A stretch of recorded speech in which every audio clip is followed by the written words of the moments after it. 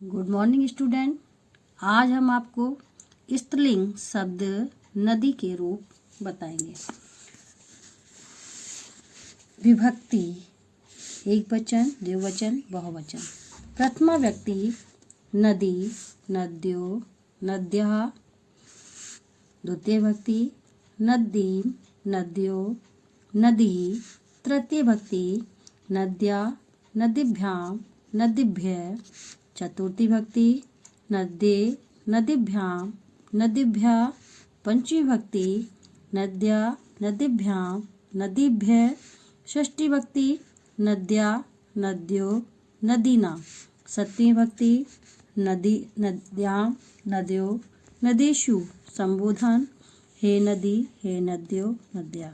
संबोधन और सप्तमी भक्ति जो है वो आपकी प्रथमा भक्ति में ही प्रयोग की जाती है। विभक्ति आपकी 6 होती है।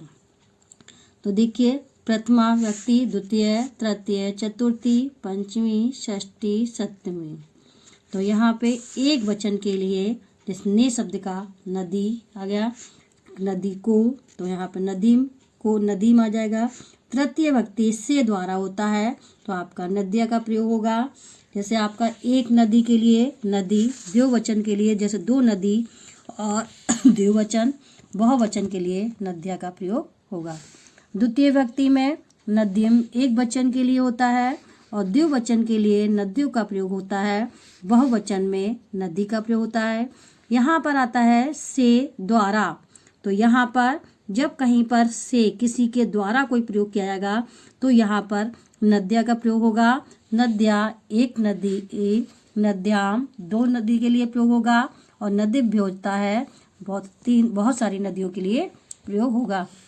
इसी तरह से यहाँ पर के लिए, नदी के लिए शब्द का प्रयोग हो जाए, के लिए शब्द का प्रयोग होगा तो यहाँ पर नद्य आ जाएगा एक वचन के लिए। द्विवचन में आपका नदीभ्याम हो जाएगा और बहुवचन में आपका नदीभ्या हो जाएगा।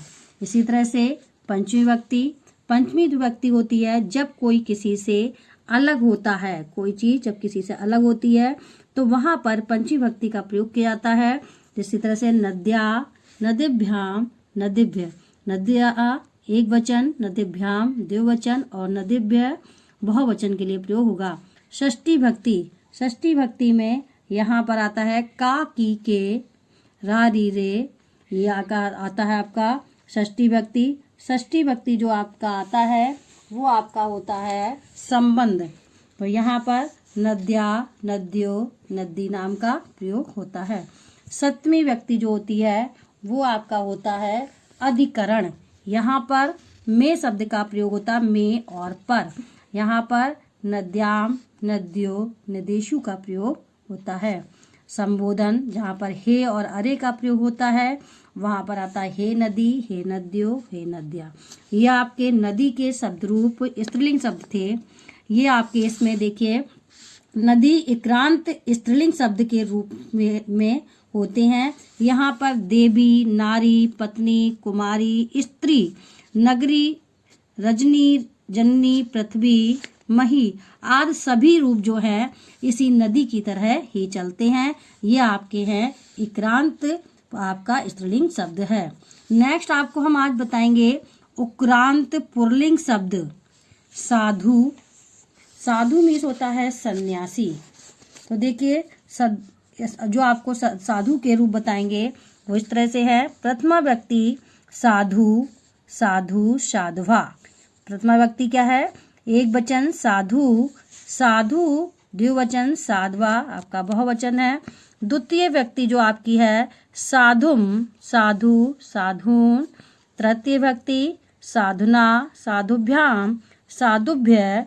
चतुर्थी व्यक्ति साधुवे, साधुभ्याम, साधुभ्या। पंचमी व्यक्ति साधु, साधुभ्याम, साधुभ्या। षष्ठी व्यक्ति साधु, साधु, साधूनाम। सप्तमी व्यक्ति साधु, साधु, साधुषु। संबोधन व्यक्ति हे साधु, हे साधु, हे साधवा। जिस तरह से हमने आपको अभी बताया था कि कारक के चिन्ह भी इन्हीं विभक्तियों के द्वारा ही लगते हैं, इसी तरह से साधु रूप में भी आपके कारक के चिन्ह वही लगेंगे कर्ता ने कर्म को करण से संप्रदान के लिए अपादान से अलग होना संबंध काकी के अधिकरण में पर और संबोधन हे अरे। यही कारक के चिन्ह आपकी इन्हीं विभक्तियों के द्वारा ही आपके लगेंगे, उन्हीं के द्वारा ही आप इसमें अनुवाद भी कारक के चिन्ह के द्वारा ही इन कर्ताओं का प्रयोग करेंगे। इसमें साधु जो है वो उक्रांत पुल्लिंग शब्द है। ये भी इसके जो रूप चलते हैं छात्र, गुरु, वायु, ऋतु, तरु, शिशु, शत्रु, प्रभु, रिपु, पशु, बंधु, ये सभी जो आपके शब्द रूप हैं सभी रूप साधु के रूप के समान ही इन रूप को चलेंगे। ये सभी जो अपने आपको जो बताए हैं इन सभी के रूप साधु के रूप के समान ही होते हैं।